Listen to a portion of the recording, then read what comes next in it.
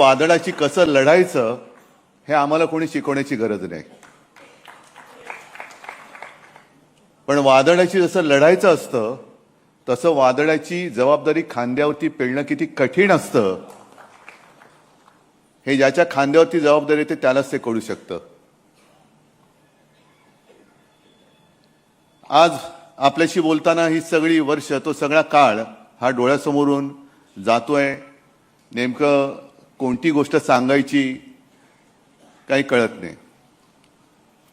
एक गोष्ट नक्की की शिवसेना प्रमुख, म्हणजे मी नेहमी सगळ्यांना सांगतो की शिवसेना प्रमुख, हिंदू हृदय सम्राट हे सर्व जगासाठी.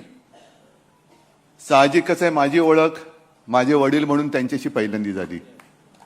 मा आणि साहेब, अर्थात साहेबांना चार चौघात आम्ही साहेब म्हणायचो. आमची वडील आणि मुलाचं नातं आणि ते नाव वेगळं होतं.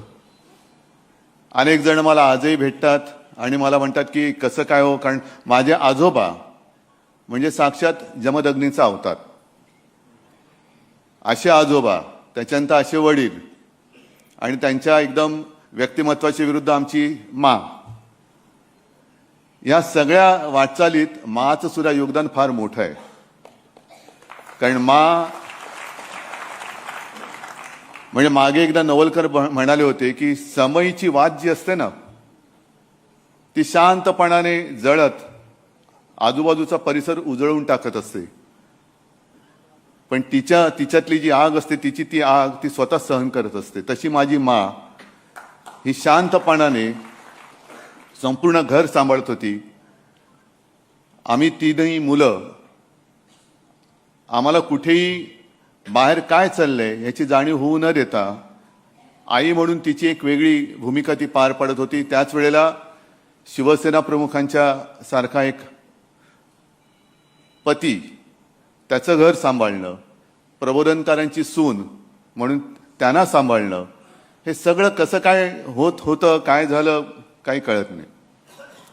आणि मग म्हणजे मी तुम्हाला सांगत होतो की अनेक जण आजही भेटतात आणि म्हणतात की बाळासाहेब आणि प्रबोधनकार म्हणजे काय हो, घरी तुमच्या काय कसं वातावरण होतं. म्हटलं तुम्हाला कल्पना नाही की प्रत्यक्षात हा माणूस कसा होता. राज मगाशी जे बोलताना सांगत होता, घरामध्ये आजोबा आणि वडील आणि आम्ही मुलं आणि नातवंड असंच ते नातं होतं. म्हणजे तुम्हाला आश्चर्य वाटेल की लहान असताना आपण, मला वाटतं बहुतेक सगळेच जण शाळेत जाताना पहिले काही दिवस आनंदाने गेलो अशी फार लोक थोडी असतील. कोण गेलेत का रे आनंदाने हसत असं शाळेत? कोणीच वाटत नाही. म्हणजे आता हसता म्हणजे कोणीच गेलेलं नाही. आणि मी पण तसाच होतो. आणि शाळेला दांडी मारायची असली तर मी माचा आधार नाही घ्यायचो, जाऊन बाळासाहेबांना घट्ट मिठी मारायचो.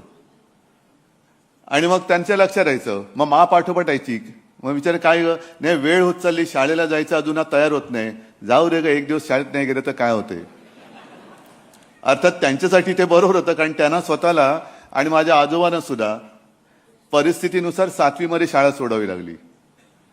पण त्यांनी एवढं जे काही कर्तृत्व उभं केलंय की ते ठाकरे नाव पुसायला अनेक जण इकडे उतरत आहेत, पण अजून ते नावच पुसलं जात नाहीये.